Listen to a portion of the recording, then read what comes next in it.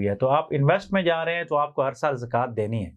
अब ये कि जिस साल जितनी कीमत है, एक साल अगर एक प्लाट की कीमत 3 करोड़ है तो वो 3 करोड़ की ज़कात देगा। अगले साल डाउन होगी 1 करोड़ पे आ गई तो वो 1 करोड़ की ज़कात देगा। उससे अगले पे अगर 75 लाख है तो 75 लाख की ज़कात देगा। और ये भी एक मसला है, कुछ लोग कहते हैं जी हमारे हालात नहीं है।